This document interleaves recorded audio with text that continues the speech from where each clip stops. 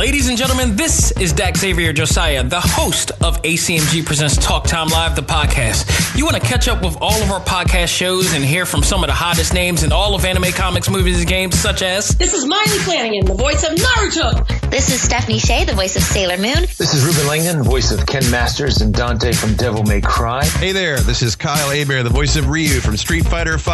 This is Chris Battle, character designer of Teen Titans Go. Here's your chance to check out all of that and more on TalkTimeLive.com. TalkTimeLive.com provides all of our A.C.M.G. content with new and previous episodes, exclusive interviews, articles, and much more.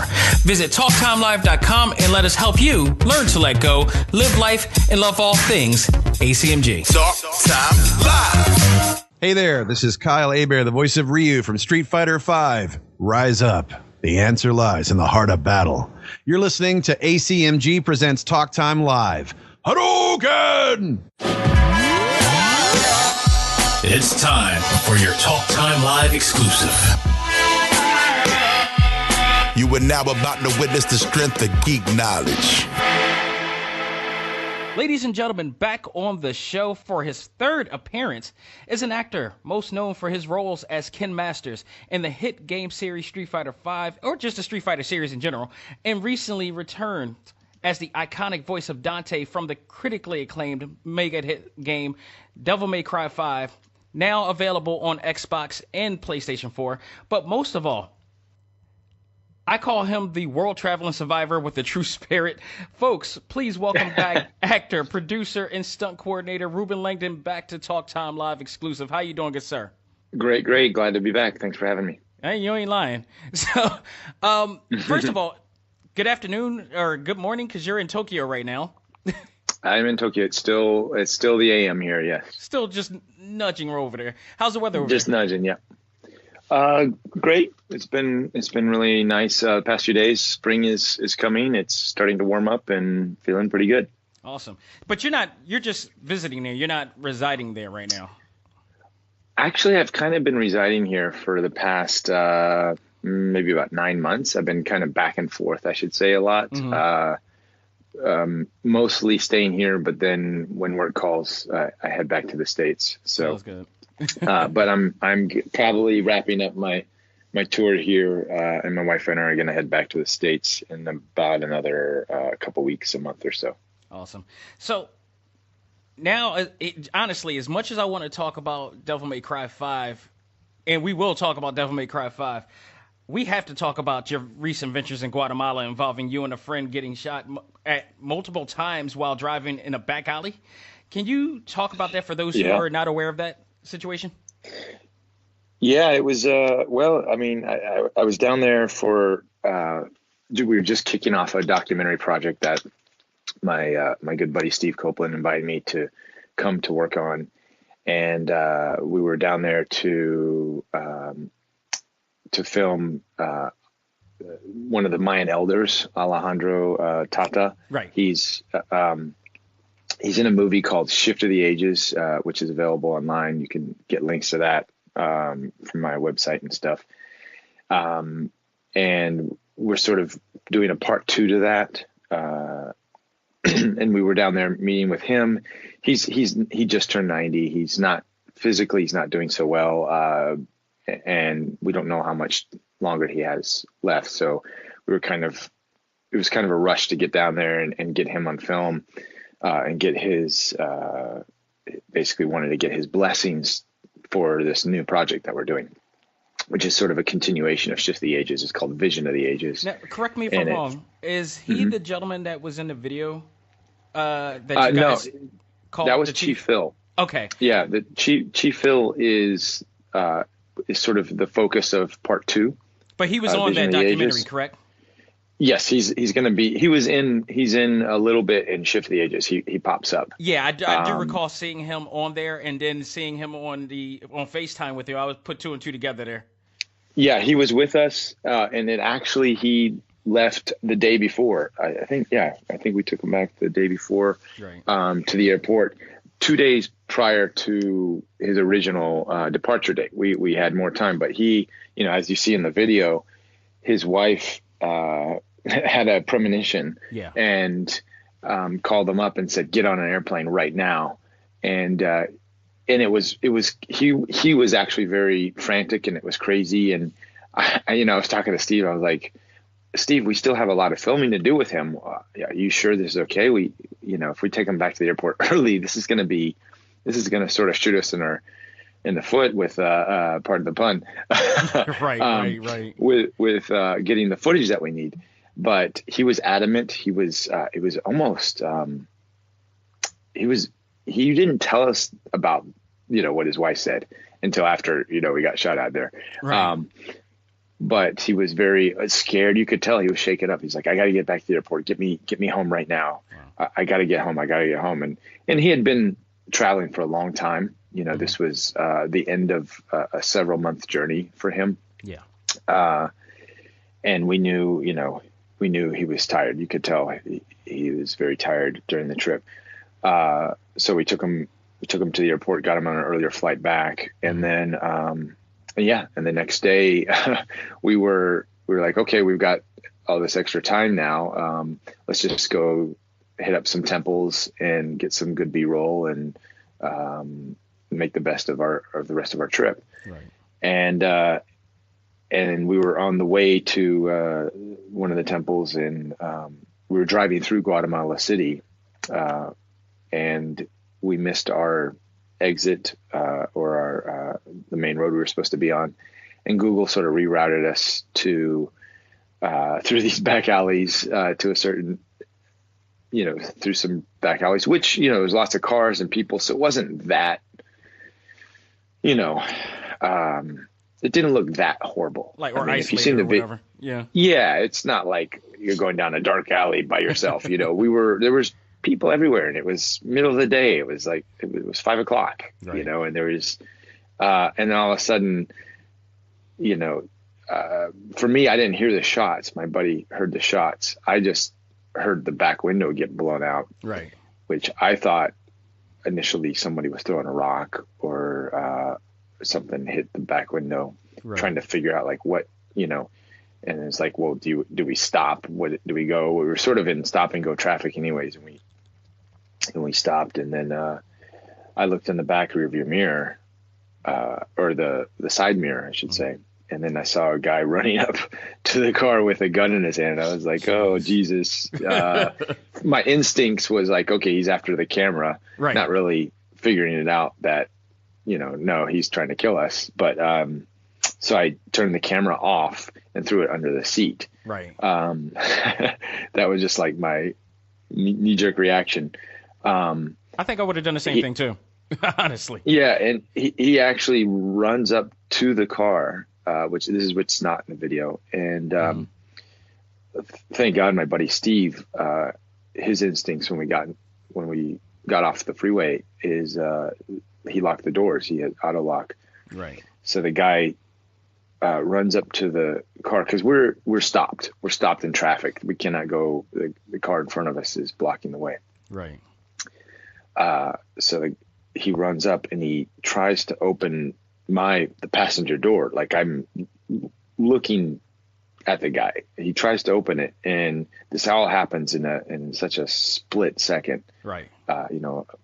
A matter of 2 or 3 seconds. He can't gain access to the car, and as soon as he can't gain access, the gun comes up, and I'm staring down the barrel. Wow. Immediately, that's when it clicked in my head that, oh, this guy's not here to take our camera. He's here to shoot us. Right. And as the gun is coming up, I'm yelling, go, go, go to my buddy who, and then his instincts kick in. So literally, at the exact same time as this gun is coming up, and I'm staring down the barrel, I'm screaming to my buddy, Steve, go, go, go. And his instincts kick in, and he goes around. The car in front of us is we're deadlocked traffic, so he goes on the other side of the street. Luckily, there were no cars coming at that moment, and goes up onto the sidewalk even, and starts driving as the guy is unloading his clip into the door. So, and then all this, stuff is flying up in my face and plastic bits and whatever. and I'm just, not knowing if I'm shot or Right. what's really happening here, and stuff hits me. So I feel stuff, and I'm like, I hope that's not a bullet. Right, and right. My adrenaline is, and this is all happening like I'm talking in just a few seconds of time, right? Yeah. So I'm thinking to myself, what's it like to get shot? Is this what it's like? Am I actually shot now? And then my adrenaline is just so on edge here that I can't feel anything. And you did say also that, like, and it's on the footage of the video that you were able to do, you felt it like in the lower part of your back. Yeah, I had plastic bits hitting me in the leg. I had definitely my lower part of the back. I got, I think I felt something hit me the most. That's why I kept looking down. Yeah. And if you look in the video, you can actually see me like taking my hand and like checking for blood, and because it's all happening at such an intensity and such a so quickly that it's really hard to know, at that time. And I've been in injuries doing stunt stuff, and correct. Yeah. I've been in motorcycle accidents where the adrenaline's going so high that you don't even know, your bone is sticking out of your foot, and you look down, you're like, oh, that's not good. Right. So I kind of was like in that moment, like, is this all what's happening here? Hopefully I'm not, leaking blood anywhere or anything like that. And then he keeps driving, my buddy keeps driving up to the top of the hill. And we're stuck again. We're in gridlock. There's both directions. And I look back in the mirror, the guy's still running up the hill, chasing after us with his gun. And I just screamed again, go, go, go. He's still coming at us. Wow. And luckily my buddy is an amazing driver, does some crazy maneuvers, cuts some people off. And we go down the hill. We're on the other side of the hill, and we turn a corner, and then we're gridlock again. Like this was like the worst traffic, gridlock traffic at the time of the day in Guatemala City. So luckily the guy didn't turn the corner, but I tell you, that was the longest. Maybe we were stuck there for only 2-3 minutes. Right. It felt like an eternity, just thinking in my head, if he comes around the corner, what do you do? Do you get out of the car and run? Do you stay in the car? Right. All these different scenarios were just going through my head, trying to think, okay, what I do? If I got out of the car and ran, would my buddy also get out? Would he be stuck there? Do I leave my stuff there? Is this guy trying to just steal the stuff? Is he trying to kill us? What's the deal? There's just a million, your mind in those situations is racing a million miles a second. Right. And it's hard to think rationally. This is why you have trained professionals, you have people in the military, and people who, police and other people in these who are a little bit more used to these situations. And they're able trained to react properly. And trained to react in these situations. Right. But I tell you what, all my gun training that I've been in, all my martial arts, and all my film stuff, I feel I have a little bit edge over my buddy Steve, who's a film director, producer. He's an extreme sports guy, used to be ex-extreme sports guy, so he has some of that, quick thinking at the last second. Right. But when it comes to martial training, as much as I've done, you really, until you're in those situations, you really it's hard to apply it. You have to sort of be in those situations over and over again, and sort of become numb to it, and that's very difficult. So after that whole experience, especially in the following days and weeks or so, and even now, I'm sure I'll be processing this situation for weeks and months and maybe years to come. Right. But I feel like I have a much better understanding of PTSD and soldiers and other people who've been in these extreme situations, and how they have a difficult time kind of relating or dealing with the stress because it's such a high stress level. And with them, there's no like downtime. Exactly. Most people, especially our soldiers, they're going in one moment after the next. You know, they're going from one extreme situation to the next, to their, you know, seeing their friend next to them get shot up, or even worse. You know, or even worse in our police, in our law enforcement. Yeah. You know, my dad's retired cop. He now works in a prison. Right. And you know, he would tell me the stories. It's funny because I told him, hey, I got shot at. And he goes, oh, welcome to the club. He's like, shakes it off, no big deal. He's like, oh, Couldn't be more proud of you, son. Yeah, you're here to live through it. That's, you know, that's all that matters. Right. You know, you're safe, and that's good. You know, so it's oh, thanks, Dad. All right. But you know, I just have, you know, I've always had a lot of respect for law enforcement and military. But I think it's gone up to another level. And not just law enforcement and military, but like you said yourself, if you've been staring at the end of a barrel, that's not an easy thing to deal with, you know. No, it really is not. I mean, like, yeah, we talked about this before we even started the show. Like, I had 2 experiences like that, and it's never easy. I mean, my mind, I was a kid. I was like 16 when it happened, when stuff like that happened to me, and it is crazy. All the more. I mean, if you're a kid, that's even more going to affect you in ways. In some form or fashion, yes. Yeah. So, you know, all I can say is, you know, and if anything, what that whole experience is helped motivate me to do the work that I'm doing in the documentary space, that much more. You know, it's like the world, we just like these kind of situations. Yeah. And then maybe, you know, this, you know, I sort of, you know, in our past conversation, I'm sort of a spiritual guy. I'm sort of a woo-woo guy. And, so I really respect about you.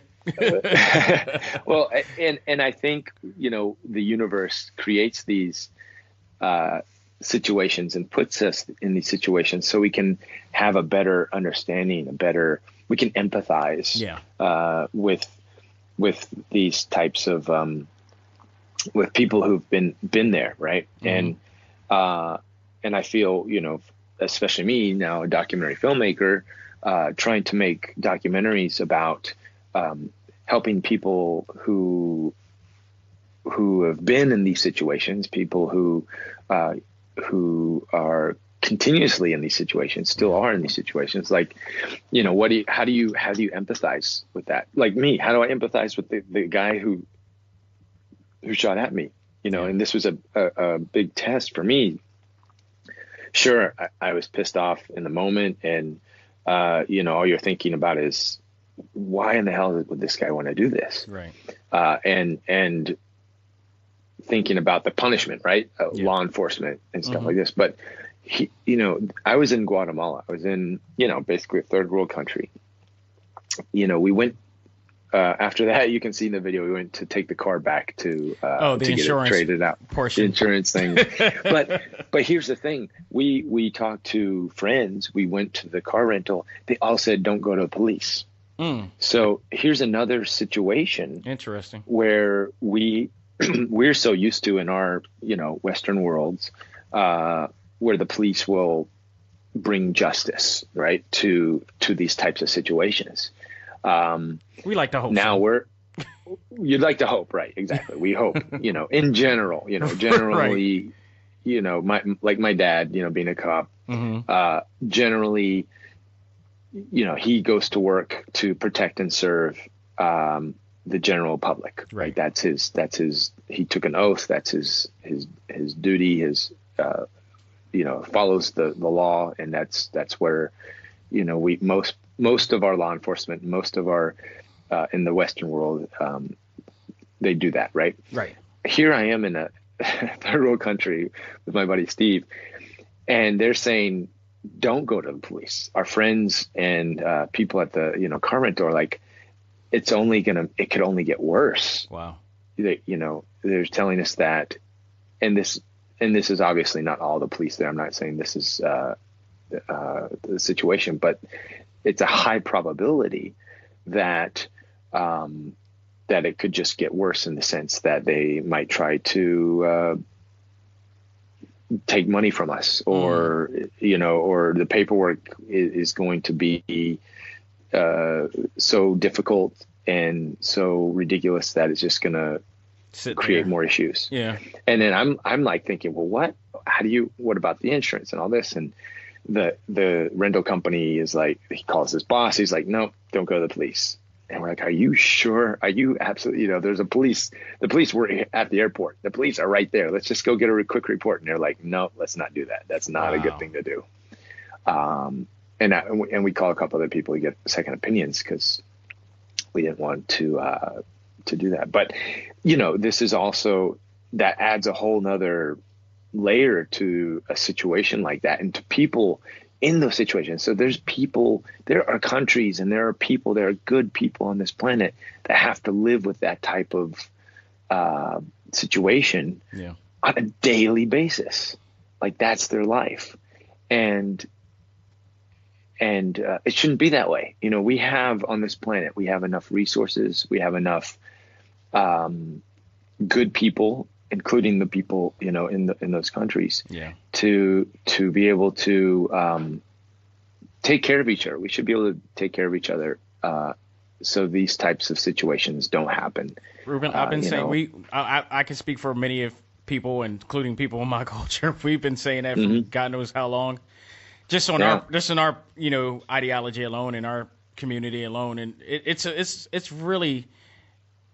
You get taken back just thinking about it and pondering and stuff like that. And then for you to be able to travel around the world and you see it maybe sometimes 2 to 5 times over, it's surreal. It is. And it's kind of like enough is enough. We need to start, and part of this, a big part of this documentary and the message behind it is we just need to treat each other with respect, and we can't put the blame. We need to stop blaming and throwing people under the bus, because that's, it's that country, or it's that guy who shot you, he should go to jail, and he should go to hell, kind of thing, Right. You should take him out, and that's not the right attitude either. Yes, he should be, I said, punished for his crimes in the sense, but we need to kind of redefine what punished for a crime. What does that mean? And what is, all of that, all of the reason we're in the mess we're in. And I learned so much about, this whole building the wall and what's going on right now. Yeah. It's so and Guatemala has a huge,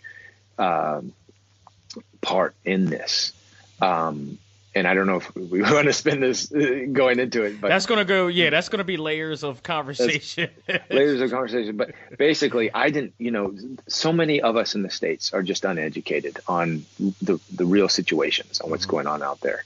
And when I learned that probably this guy and a lot of people that are under him were actually former LA gangs, that was created from refugees being led into the States, that were let into the States because of wars that the U.S. was creating in Guatemala, back in the 70s and 80s. Yeah. This is how interconnected this is all this stuff is. Right. And people are being deported now. These gang members are being deported,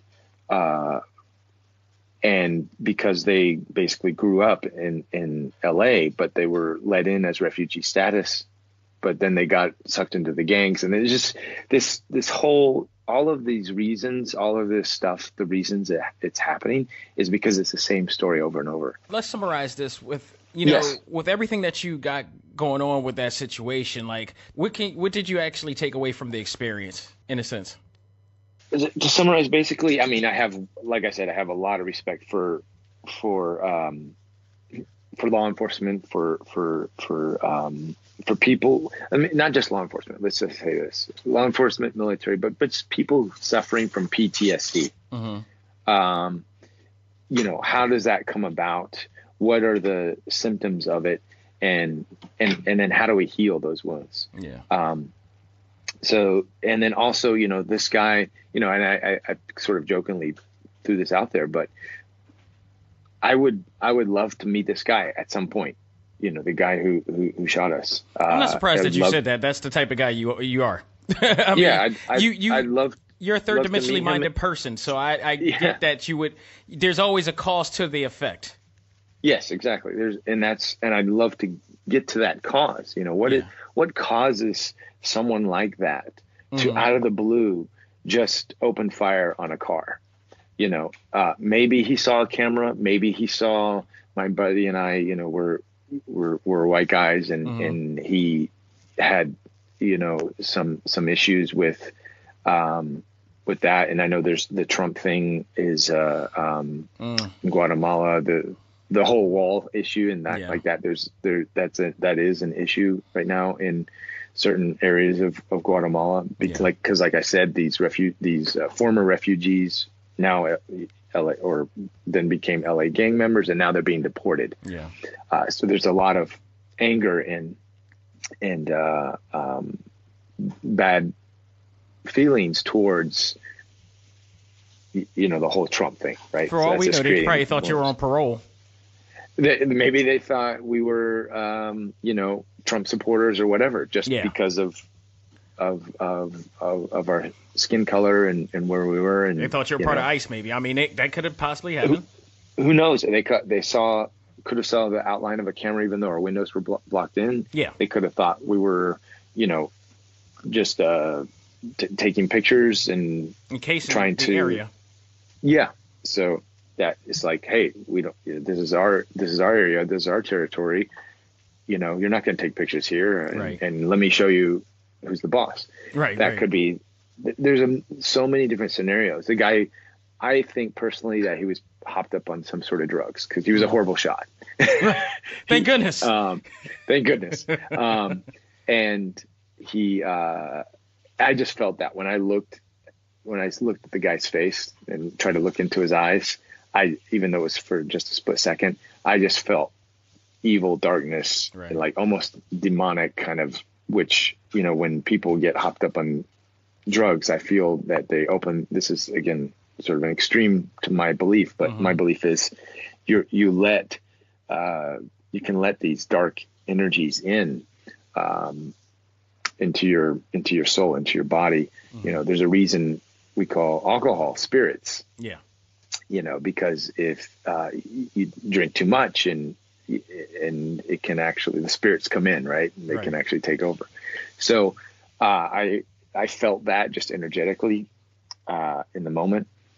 But so there's a million reasons, but basically, I'd love to get to the root of why he did that, and then give the guy a hug and say, look, what can we do? And this is the way all these problems should be approached, I believe, is what can we do to help him, to help his community get out of that situation so that doesn't happen again. And you're not going to do it by taking him as an individual and putting him in prison. You say that, and it's really, I'm glad you did say that, because with everything going on in the U.S., all the controversy, everything that's going on right now with certain people, you know, whether it be celebrities or whatnot, we're damning almost everybody on the spot, you know, to a level. Like, there's some cases, it's a case by case basis with me. There's some cases where you can't go back. Some people need to be punished accordingly. There's some things you got to use critical thinking with, and it's like, where's your level of forgiveness come in? Yeah, and that's. I agree with you 100%. I think we need to get back to that. I think we need to evaluate situations instead of just shoot first, ask questions later. Well, you know, this is something I started researching for this documentary. So Nelson Mandela and Desmond Tutu in the during there was all this genocide in Africa, right? Yeah. And like about a decade ago, and so many people, I think it was like 1 million people were killed, and they couldn't. There's no way they could persecute everyone. So what they did is they actually, I think they call it the forgiveness and reconciliation trials, where they actually took the people who did the killings, right? And they, a lot of these people were kids, growing up in these extreme situations, and they were brainwashed to do a lot of these killings. So, and now they're old, at that time, then they became older, but basically they sat them in front of the family members of the people that they killed. And there was these trials that basically they had to ask for forgiveness. Yeah. And the families had to forgive. Didn't have to, obviously, but were given the opportunities to forgive. And if you look on the internet, there's some stuff on this, but I think that sort of thing is what we're going to need to get through all of the crimes of humanity that are going on.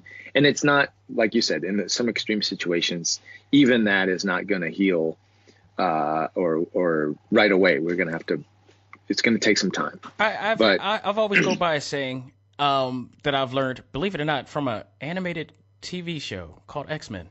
But in it there was one of the characters, one of the bad guys in there, said something that always stuck with me. It was crazy, but it was like a life learned lesson. And he said, "I do not kill because I do not fear." And right now, no matter where you're at, especially in the United States, we live in a state of fear right now. And the biggest solution that everybody comes up with is like, get rid of them now, take them away. I don't want to have to deal with it. Right.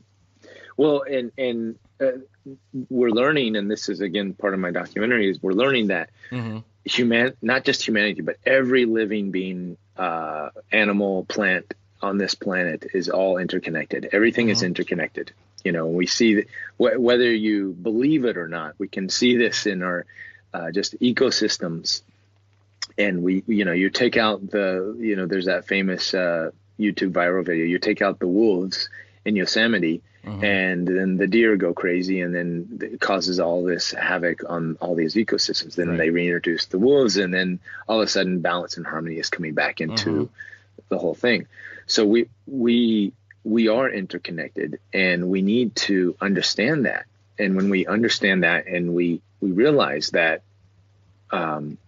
we, by working together and by helping each other out here, we can all thrive, and we can uplift each other, as opposed to, just take that guy out or take that person out. Absolutely. It's not the way it's going to happen. One other example I'm just going to throw out there quickly that people can look up is there's some beautiful stories with the Amish communities, and they have, they've had cases where an Amish person would do a heinous crime, but in the communities, instead of exiling them or anything, they basically give them 24 to 40 hours time out, and where they basically shame the person for that amount of time, and the community doesn't talk to the person, and they leave them out. But then at the end of that period of time, 72 hours or whatever it is, they actually, then people talk to they talk to the person who committed the crime, and they basically go through a period of forgiveness, where it's, even though if this person murdered somebody's brother, the brother of the victim who was murdered would actually forgive the murder, and they would move through, and that's how they would get through their communities. It's powerful. And it's very powerful, and it's something that we in this sort of Western world couldn't even fathom and imagine. But these Amish communities are doing it. Nelson Mandela and Desmond Tutu created the whole reconciliation trials. They did it. Why can't we adopt some of these things? And we can see how it works because obviously this whole sort of endless cycle that we're in now, where, get the revenge, kill the guy, get the revenge and kill the guy who killed you or killed your family member, and then his family member is going to come in and cause, and we it's this never-ending cycle of carnage and death. This Hatfield McCoy's type of scenario just constantly going on. And we have to sort of say, hey, wait, this is not working. Let's stop and look at things from a new set of eyes.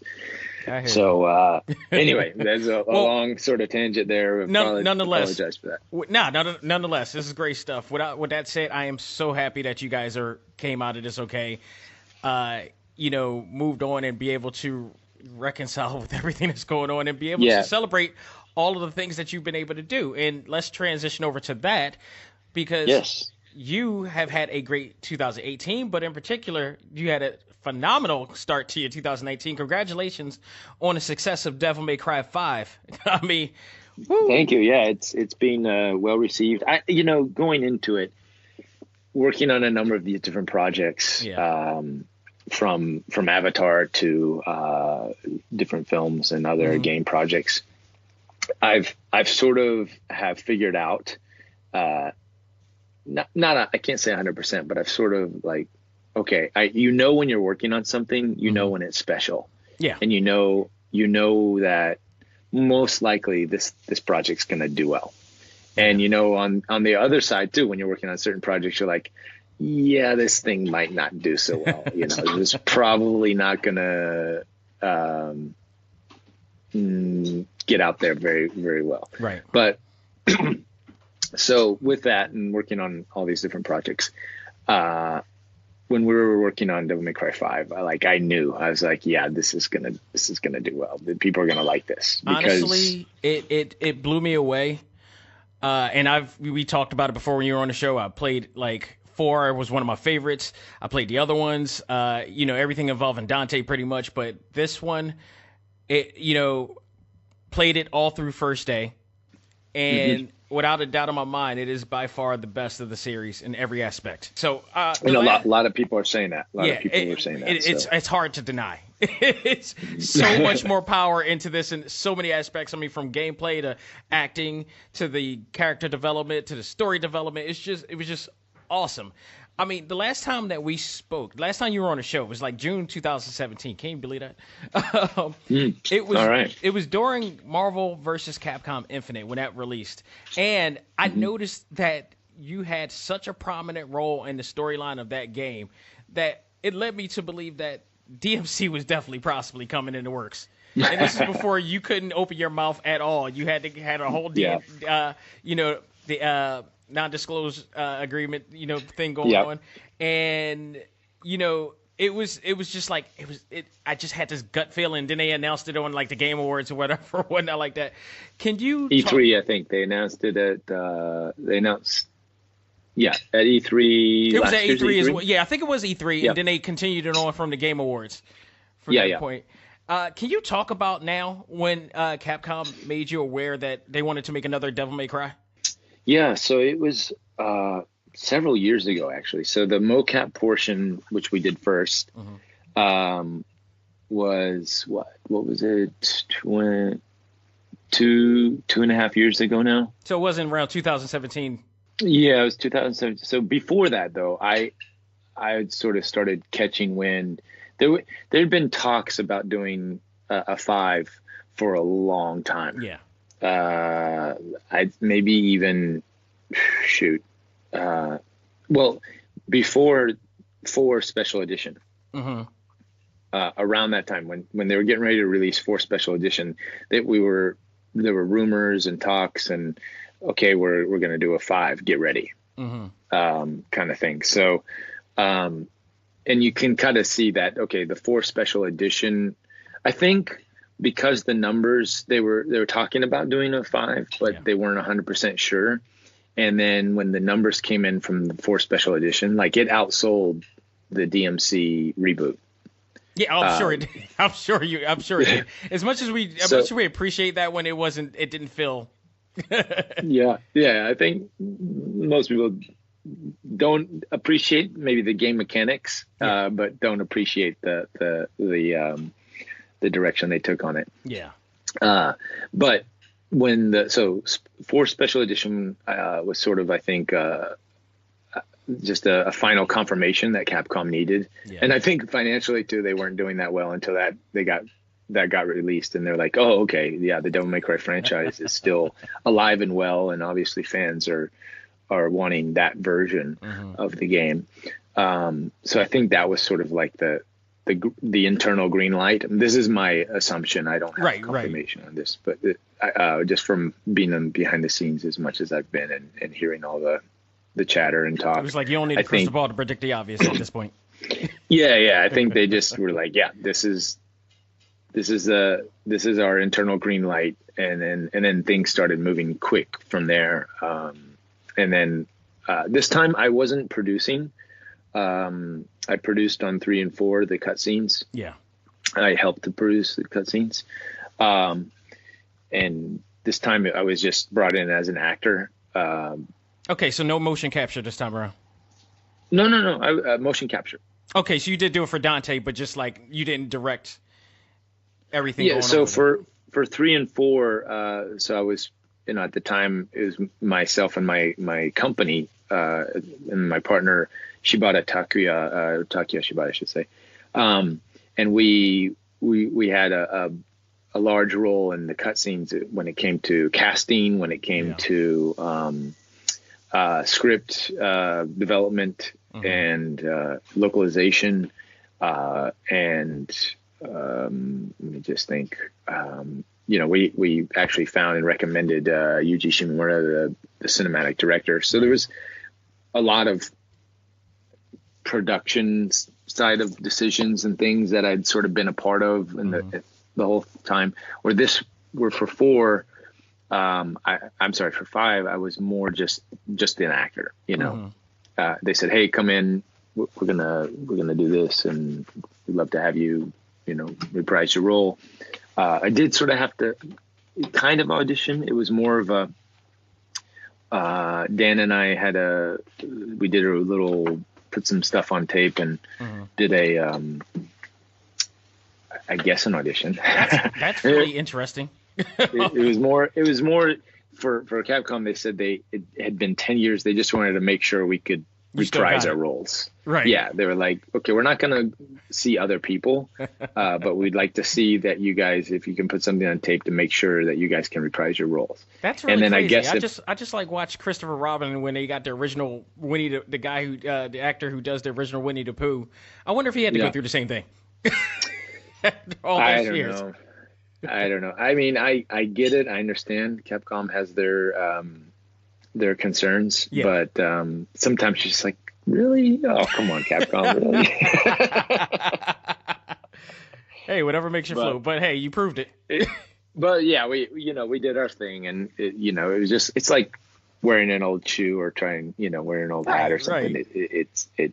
It fits, and you just go with it. And yeah, so we went out to Japan and did the motion capture. This was like in 2000.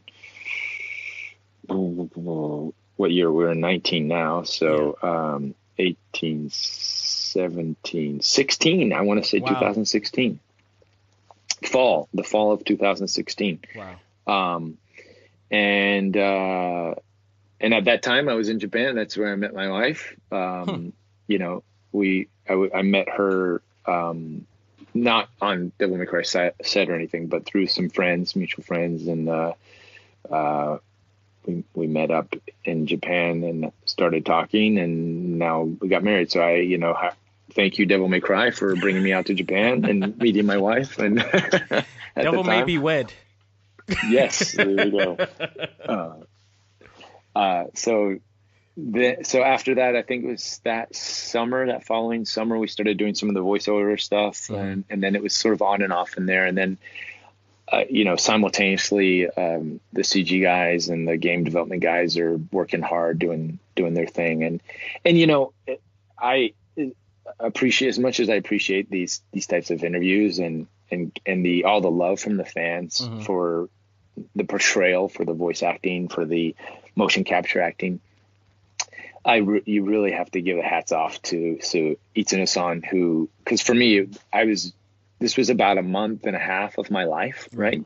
For Itsuno-san, the game director, this is 4 to 5 years of his life, of his blood, sweat, and tears every day, going into the office, really making this game what it is, pouring all of his ideas and the team, the development team, Capcom, all of the animators, the hundreds of people that were involved in this game. Agreed.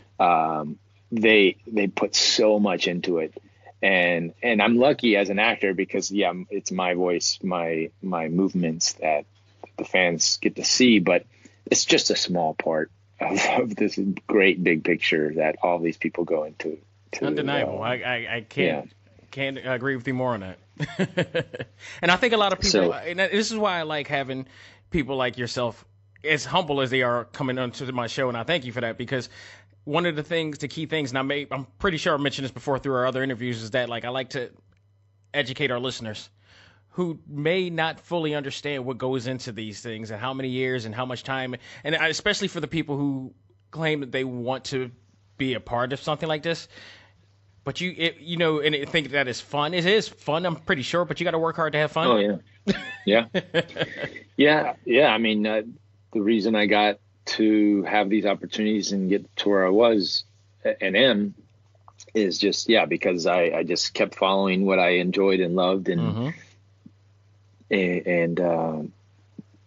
it just one thing led to the next, and I kept going. I developed the company, Just Cause Productions, and and kept pursuing my passion for acting and virtual reality, and passion for games, and having the opportunity to work on Avatar, the film Avatar, and under James Cameron, and just all of that stuff. It just keep one thing leads to the next, and you just, and now shifting gears a little bit and following this documentary stuff. I mean, I was in Guatemala meeting the Mayan elder, who the timekeeper, right? Who has this ancient staff that's been passed through generations, and now,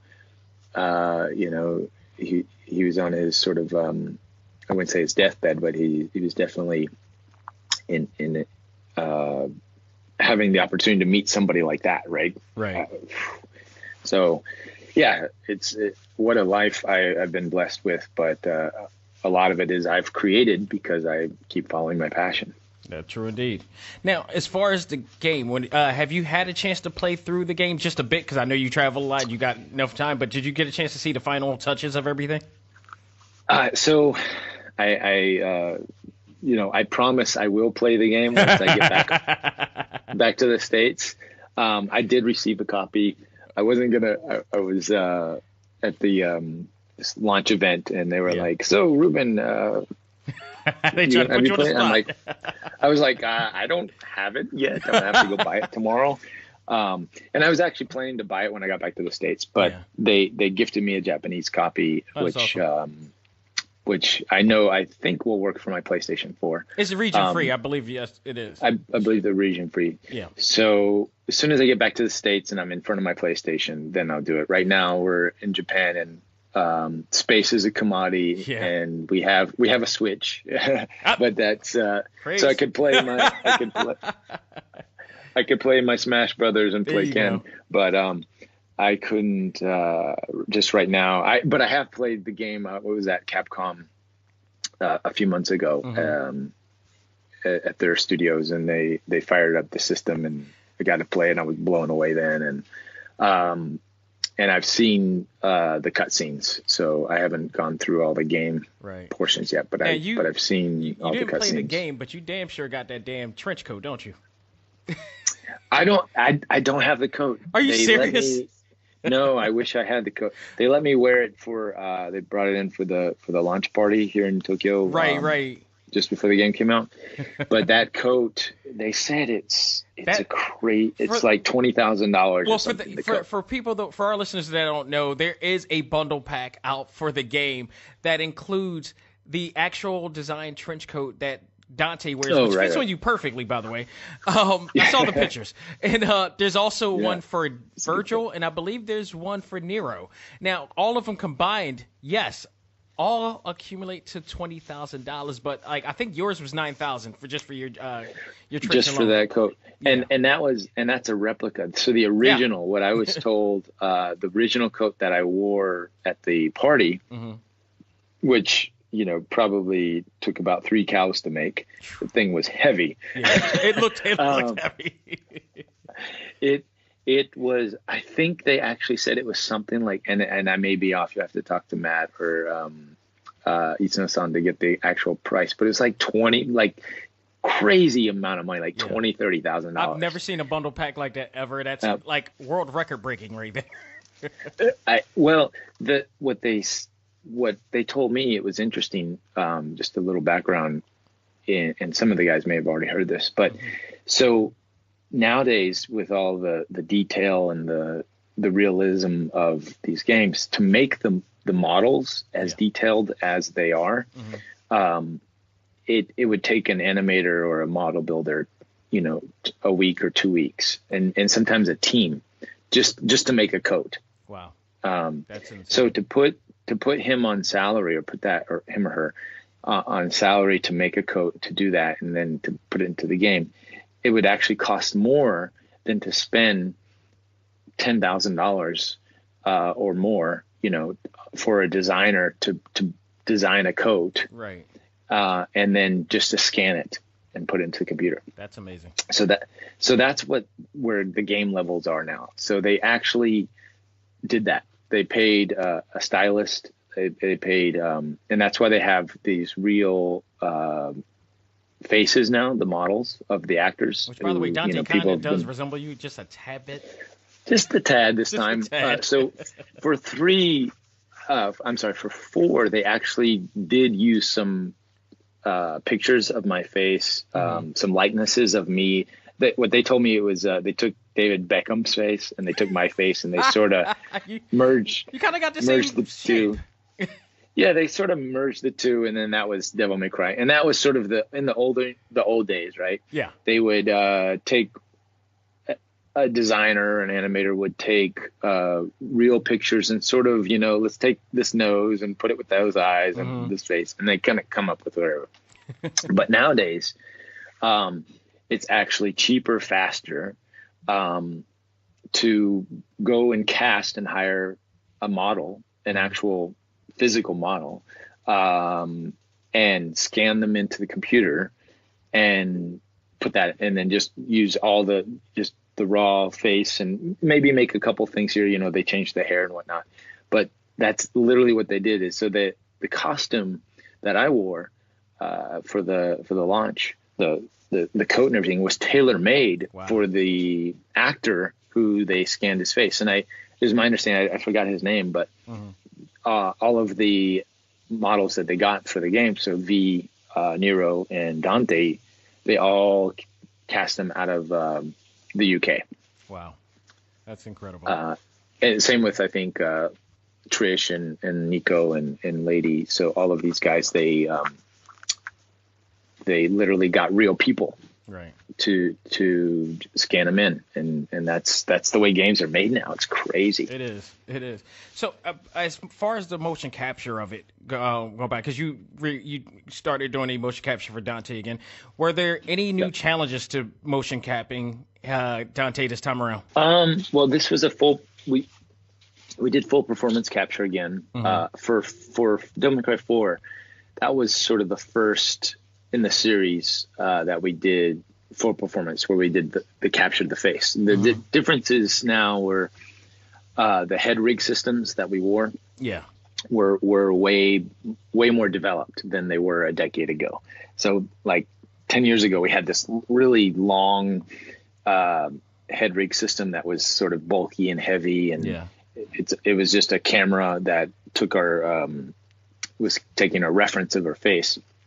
Where this time the head rigs were way better and easier to maneuver with, lighter, and lighter, and they had their own lights pointing at us and stuff. But which you could see some behind the scenes stuff, which I'm actually trying to get my hands on some behind the scenes stuff so I can get it out there and show you guys. But yeah, it's the technology is developed in that sense. The marker sets on your body and the doing our physical stuff with the lights that come up, not the lights but the infrared reflective markers.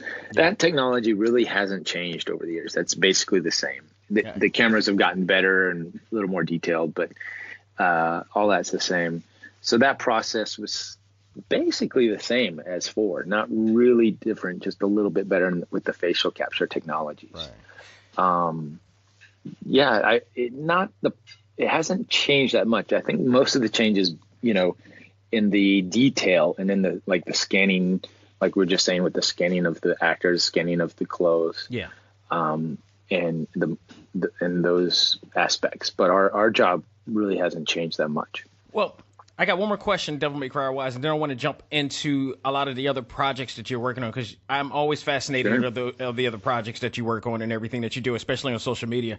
But there is an option in the game that allows you to watch live action cutscenes from this. Were you aware of this? And if did they ever approach you and Johnny to be a part of that in some case? Yeah, so just to explain that process. So and we actually did this for Devil May Cry 3 and 4. Right. They just never made it. They just never made it out there. And what it's called, we call or in Japan we've been calling this process the video storyboards, which is basically previs. Yeah.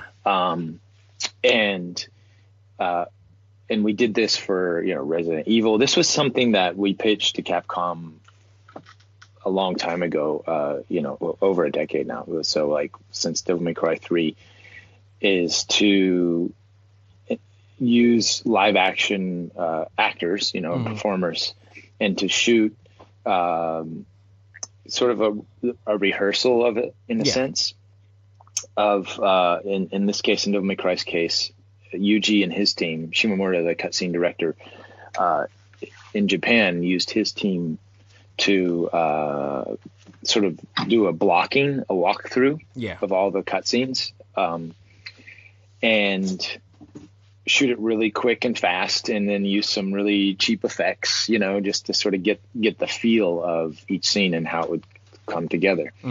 They did this for 3, they did this for 4, and again for 5.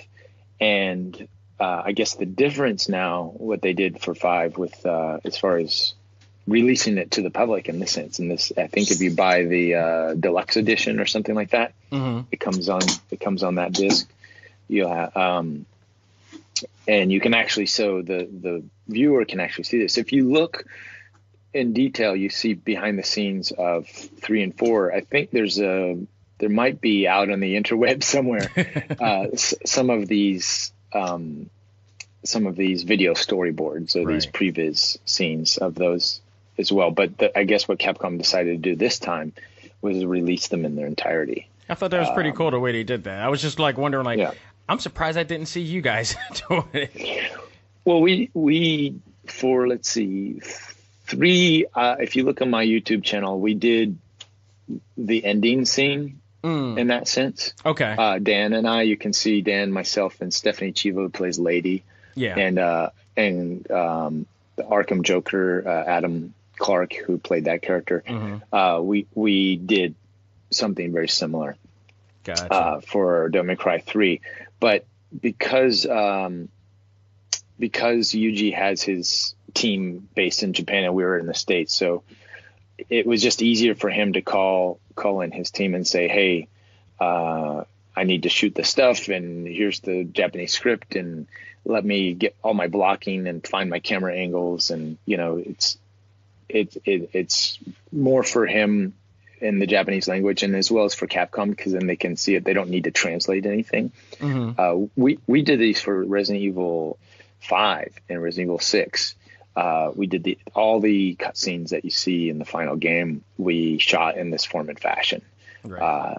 And at convention appearances, I usually pull out some of these scenes and show the best of. But I think now that time is past, and I can sort of show without giving away spoilers and stuff, especially for the Resident Evil stuff. Right. I'll be releasing some of these scenes on my YouTube channel. Cool. In the coming months. So let's switch gears with this, because Yeah. we spoke briefly about your interest in extra dimensional existence out there. Mm-hmm. And you worked, I checked out some of your stuff. You worked on some projects that you produced, such as Citizen Hearing, in a web series called Interview with ED that is an extra dimensional. Right. As you got a chance to speak with people themselves as such, can you talk about what led you to this investigation, and as well as your own personal experience? Because you got a story behind this.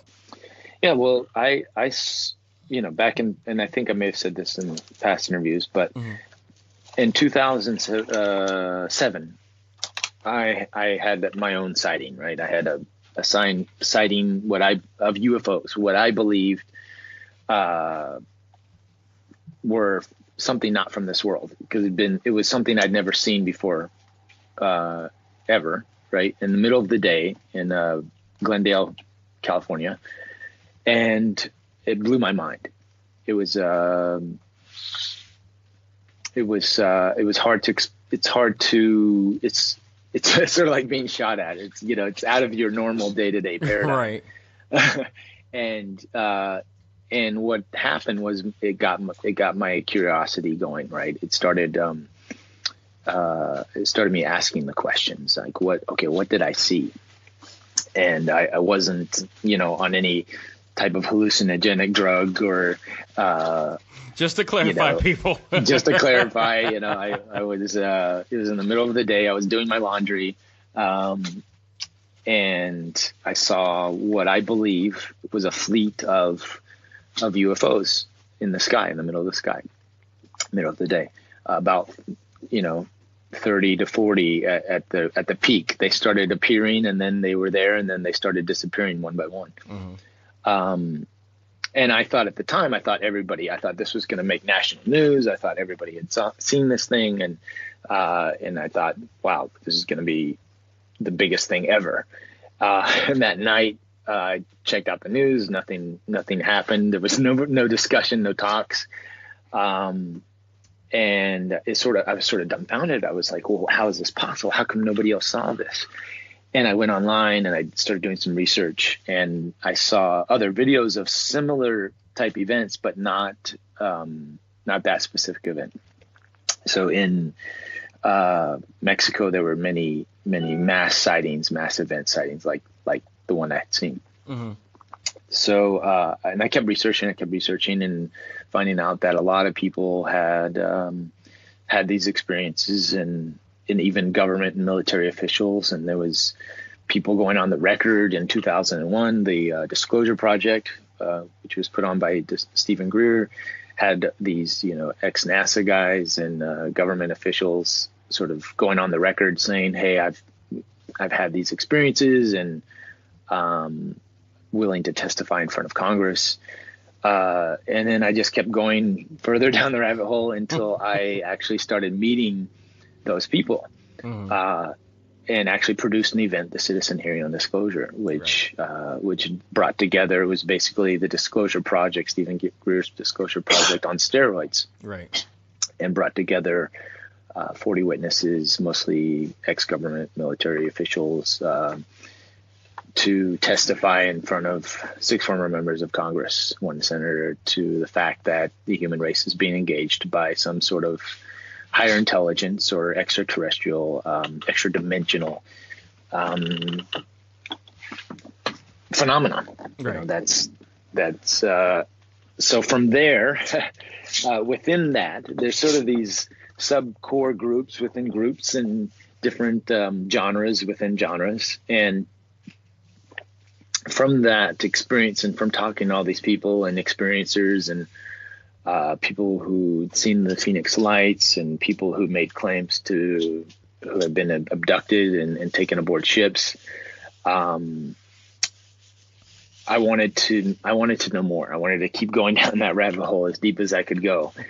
And what the picture that was sort of starting to form was that these visitors are not nefarious. They're not malevolent. To me, there seemed to be a benevolent aspect, for the most part, a benevolent aspect to this whole phenomenon, and especially the abduction phenomenon. Because a lot of people who were sort of in it felt, okay, I was taken in the middle of the night and traumatized, and then I was put back, and sort of adding it all up, I was sort of trying to get to the bottom of it. Okay, that doesn't make sense. Why, if these things were truly malevolent, and why would they take someone, and why would they go through all the effort to put them back? Right. and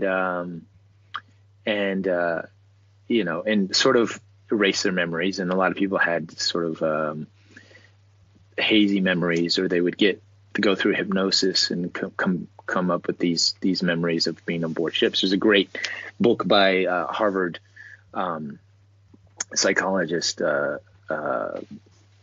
John Mack, from the early 90s, called Abduction, and he was sort of exiled from Harvard, but then he sued Harvard and he got his credentials back because he was using the scientific method and all of his, everything he had learned through his academia to interview and to regress and to talk to these people who had these experiences. I think thousands of people he regressed, and they would all talk about these experiences on being on board ships, having interactions with these beings. Mm-hmm. And he even was on Oprah. He was on several shows, and it wasn't until he started getting recognition for his work in that field, and that's when Harvard sort of gave him the boot. And then he sued them and said, "Hey, I'm just doing everything by the books," and it was very documented and very, very well researched. And right. And then they actually let him back. They actually gave him his credentials back, and sort of forced to pay attention to the subject. But as many of those encounters and his recordings, and if anybody looks into the subject, it's millions of people have had these experiences. Whitley Strieber wrote the book Communion back in the late 80s, and that iconic picture of the gray alien with the big eyes, right, was on the cover of the book. He and his wife actually received over 1 million letters, which it took them like 7 or 10 years to go through and read every single letter. And then they made another book called, I think, the Communion Diaries or something like that. It actually goes into letters. But you have all these people, literally millions of people writing in who are saying they've had the same experience. So there's something in the collective consciousness, in our collective being, that people are having these experiences, or had, especially in the 90s, had these experiences. Especially if they're all somewhat similar type of experiences. Very similar. You got to take that into consideration. You got to take it exactly. You can't. You're denying the evidence. You're ignoring scientific method in that right. case, and that's where John Mack was, and his research was profound and powerful. Was he's applying the scientific method in this whole phenomenon, and coming up with, my buddy Jeremy Corbell has this great saying. He's like, we no longer have the luxury of disbelief. Mm-hmm. And now here, several years later, that was back in, decades ago. Now, several years later, we have the U.S. government with the release of the classified ATIP program. So in 2016, December 16th was it 2017 maybe? the New York Times did an article on this secret ATIP program that has been involved with researching this phenomenon and has actually released 3 videos to date of unidentified flying objects from a military gun camera. So this is officially, released, documented pilots going on the record to say, hey, we've encountered these things and they are not from this planet. They are not from this dimension. They are unknown and unidentified, and the technology that's moving them through space and time is something that no other country, no other anything that we know of on this planet could possibly exist. The Chinese don't have this type of technology, and the Russians don't have this technology, and we're pretty certain that that's the case. So what are these things? We don't know. They're not saying they're little green men or aliens, but when you look at the collective body of evidence, when you look at the ATIP program, you look at, all these abduction scenarios, you look at other countries, Brazil, France, Russia, Australia, New Zealand, all these other countries who have released their files, certain, not all of their files, obviously, but the files that have been released. You look at the collective body of evidence, and it paints a very clear picture that we have visitors. We've had visitors. We still are being visited, and you have official documentation now. We no longer live. This is my belief. We live in a post-disclosure world. Anybody who really wants to look at this subject matter and take it seriously, just look at your New York Times. Since the New York Times article broke, December 16th, 2017, there has been almost weekly, if you type into YouTube, secret government ATIP programs. ATIP stands for Advanced Aerial Threat Phenomenon. And or not just UFOs, but if you look at these other terms, you look at, Hillary Clinton on Jimmy Kimmel talking about UFOs. There's just a lot of information out there that sort of justify or solidify this phenomenon as a real phenomenon, and the news has been covering it. It's just nobody's really paying attention, and people don't want to go there because there's a lot of other big issues on the planet, but I think if we look at this issue seriously and we sort of can accept that we're not alone here, this is a major sort of paradigm shift in our thinking and how we can interact with each other, and then sort of welcome these visitors in a sense that in a non-fear-based sense. Now, I have a theory with that too, and that is basically my other theory. In addition to that, is that I think people fear what they don't understand, and if they find out, it may change the dynamic of their lives. Yeah, and absolutely. So in that point, like, they try to deny if there is any possible truth that it might be, because if any change of that happens, it changed the whole spectrum of their entire, livelihood. Anything they believed in would change. And we already see that happening now with certain aspects. For me, and this is why I sort of was pushing this this topic so hard for so many years, because it's a paradigm changer. It's a world paradigm, a worldview paradigm changer. And for me, and there's many ways to change your paradigm, and you can have a near-death experience. You can get shot at, you can do, there's a lot of sort of extreme paradigm shift ways to do that. Yeah. But for me, the UFO phenomenon idea was sort of my, we'll call it gateway drug into this new paradigm shift. Just because once you know that, and the evidence is overwhelming when you really decide to take a look at this stuff seriously. then everything shifts. Then you realize, we are not the center of the universe on this planet. We are just sort of an insignificant little civilization on a blue dot in the middle of space. But at the same time, simultaneously, yes, we are just one of many billions of planets out there, infinite planets out there that is harboring life. But at the same time, we are still very rare. Right. We're very unique. We're a part of this cosmic puzzle. And for visitors to even take the time to come here and to check us out, then there's something to that as well. I've always jokingly said that like racism on Earth would end if we even knew that there was people outside of the planet. Exactly. It would probably transition to a whole nother form of racism, but still. Well, here's one of the things that I learned this first from the ETs, and I know when I say that, people are going to be like, what? But but then I learned it later from my indigenous teachings, and studying indigenous cultures. Yeah.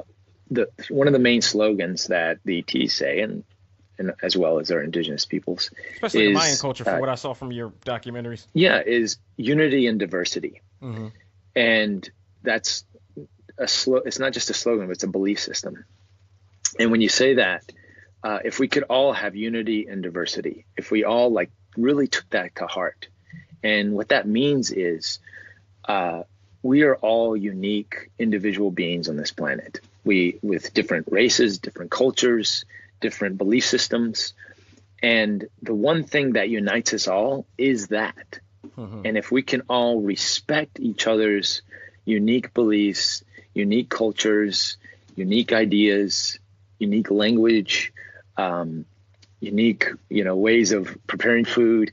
If we all respect that, and we gave each other respect in the sense that I honor, and if we could look at each other and say, I honor you, for your beingness, for your skin color, for your culture, for your belief systems, and I honor that, and all I ask in return is that you honor mine too. That is the one factor that can bring all of this planet, everybody on this planet together and harmonize, in a sense that we don't all have to be assimilated into the, like the Borg, right? Be a simulation exactly. and be the same thing. No, this is in fact the exact opposite. This is saying that we all can really embrace who we are, our uniqueness, and come from wherever we come from. Yeah. But yet, because we embrace that, and we embrace that in each other, and we give mutual respect to everybody else, and my God's no better than your God, or anything like that, then that's the true unifying field of belief, the one thing that can unite us all and come together. Unity and diversity. I keep saying that over and over because that's truly it's and it's the same thing I've learned from studying the indigenous teachings. Yeah. From the Mayan to the Native American to they all, within the Native American tribes and cultures, there's so many different diverse ways of doing things, from the Hopi to the Cherokee to the Aztec to the but they all they sort of had that as their backbone, unity and diversity. So when they traveled, this was before Columbus and before the white man came over and started doing their thing. Right. They all actually got along. There was still, obviously there's still inner fightings and things like that, but for the most part, there was this mass network of tribes from the North and the South Americas that traded, that did all. We're told in our history books that they, these savages, they were so disorganized until the white man came and did all the, the BS story. But they were very much a very thriving civilization, especially the Mayans. And they all sort of got along because they had that unity and diversity attitude. It's good, sir. I got to tell you, the funny thing about what you just said was that was actually leading to my final question. You answered it on flat right there. Okay. That was awesome.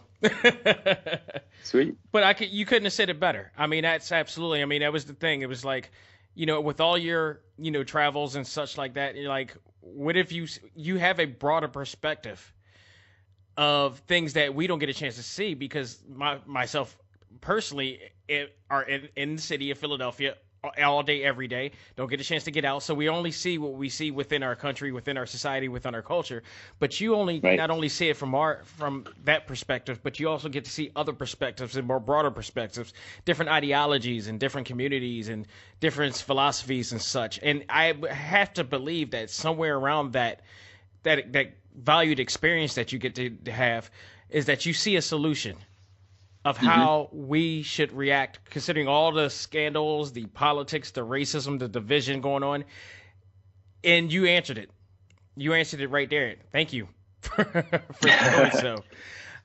And not only just that, but thank you for being a part of this show once again. I can't tell you how much I appreciate the time that you give. And I feel like I get to learn a lot. I feel like I get relieved spiritually just talking to you. And it's awesome. And not just talking about, your experiences in the world of anime and video games and movies and whatnot, but you unlike any other guest that I've ever had on this show, you have such a different dimension and perspective that I always enjoy listening to. And I can't thank you enough for doing that. So definitely thank you for being a part of the show again. Oh, well, thank you, Dax. I appreciate it. I love these types of conversations. I could probably go on forever, but no, I thank you so much. And just the opportunity to talk about this and to talk about our love for the games and the anime and all that stuff. Absolutely. You're still a kid at heart, regardless of your studies. Absolutely. I was just going to say, you mentioned kid at heart, that ultimately where all my research is going with all this, that's ultimately, I think, also one of the key things that's going to get us back to a place of peace and wonder and joy is just to find that inner child. Yeah, absolutely. We on this planet, we take things way too seriously. Absolutely. And if we could just all kind of find that kid and get back to what drives us, this is why I love anime and I love games. And I think it's such a key aspect to who we are as a human race because when you're truly following your passion, when you're just making new discoveries, all this BS with, all the wars and all the discrimination and all the hate in the world, it kind of falls away to the wayside. Yeah. And we can just have fun, play together. That's what we need to get back to. Now, before I get you to go and plug yourself and everything that you're involved in, I got to know. You've had a great 2018. You were involved with doing stuff for Spider-Man, God of War. Congratulations, Kid Masters is in the Smash Brothers video game. That's kind of like being inducted into the Hall of Fame of video games. It is. It was a cool little thing that happened there. But I got to ask, what is next? If you can even reveal. Oh, Which man. I kind of feel like I know this answer. Yeah. Well, I'm going to stay focused on my documentary stuff here as well, right. As well as acting and performing. I'm still doing that. I've been working on a game that I can't really talk about on and off here for the past couple of years. So that's the beauty of also of this work is to be able to come in for a week here or even a couple of days here or there, and to work on these projects, and then to have the freedom to go and follow my true passion. And being a full-time documentary filmmaker, let me tell you, that does not pay the bills. and I feel sorry for a lot of those full-time documentary guys out there who are struggling because it's not a lucrative thing. Most of it's my own money. I invest a lot of my own money into these things. But at the same time, what I get out of that is the passion, because I've watched your documentaries, I've watched the trailers, the teasers, the production quality that you put into those extremely shows the passion that you have for what you're investing in, and how do you want the world to see it the way that you see it. And I enjoyed it. Well, thank you. Yeah, and that's what I love, and it's starting to pay off. So actually, is the 20th? It's the 20th here in Japan. Is it the 20th? It's not there yet. So tomorrow on Gaia TV, and this is sort of get into the plug here. My show Interview with Ed is being released on the Gaia Network, which is sort of the Netflix of spiritual content. Is sort of what it's a subscription based network. If you type in Gaia TV, you may even recognize some of the shows that are already on there. But my show gets released on the 20th tomorrow, or the day after tomorrow in America. So check that out. If you have a Gaia subscription, you'll have access to all my episodes. Right. You can watch them now immediately on Vimeo by just going to my Vimeo channel, right. Which is Vimeo.com/Reuben Langdon. And I'm so blessed and honored to be able to do this work and to pursue it, and to be able to have the financial stability from doing the acting and other stuff, and the time, because working a 9 to 5, you just can't. It's really hard to have the time to support myself and do this work. So I'm just super grateful for all of this, for both careers, the acting career and the documentary career, because one feeds the other, and I think it feeds I think the documentary career feeds my acting career, because going out throughout the world and getting shot at or whatever, when I get back into my acting, put on the acting hat, like I can relate better in those situations. I feel like I've got this different worldview and experience that I can approach characters now from a different view that I may not have been able to. You develop a form of empathy, which helps along the way, I'm sure. Exactly. And to get into those characters' heads and to really understand where they're coming from and feel that right. in a deeper level, as opposed to, just doing the thing. And there's lots of different approaches to the acting thing. And I just find for me and for my approach that really helps. Absolutely. So if any of your fans, listeners, whatever, want to follow you on social media, where can they find you?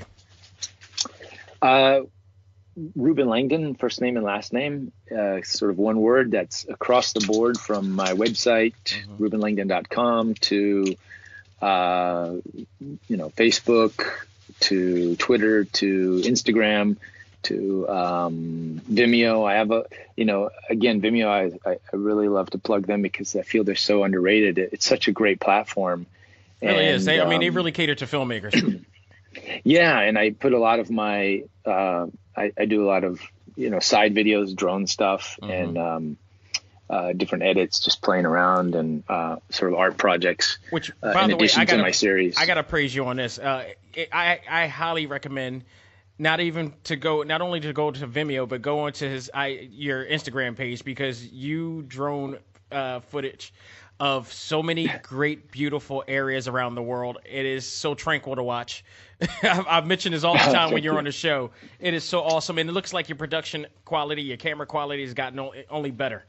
Thank you. Yeah, it's sort of my Instagram is my playground for my drone work and for my film work, and I can kind of put little snippets and test things out and see how they're going. And it's such a great creative platform for whether you're a filmmaker or just an amateur photographer. I feel I just love social media in these ways, because it's showing us all how we can all be artists, and how to feel that. Yeah. So, Reuben, thanks again, and I wish you the best. Congratulations again on all your success, and keep up the great work. And I do hope to have you back on the show in the near future. Well, thanks, Dax. It's always a pleasure to be on your show, and thank you for your great conversations and questions. No problem. Ladies and gentlemen, I hope you enjoyed this very, very special episode of Talk Time Live Exclusives. On behalf of myself and Dante, the Son of Sparda himself, Reuben Langdon. All I gotta say is learn to let go, live life, and love all things anime, comics, movies, and games. And extra dimensional. This is A.C.M.G. presents Talk Time Live. We are out of here. Take care, everybody.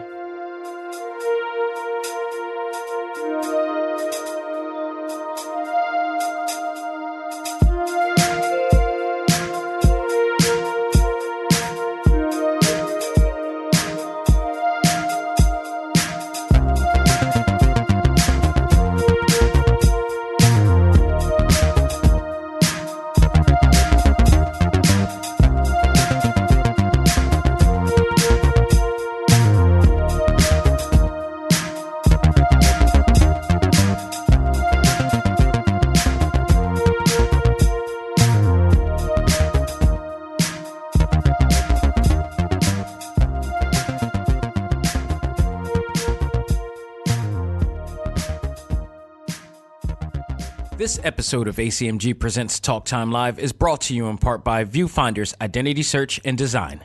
Your choice for web design, graphic design, and all multimedia development needs. Visit VFISAD.com and let us bring your vision to reality.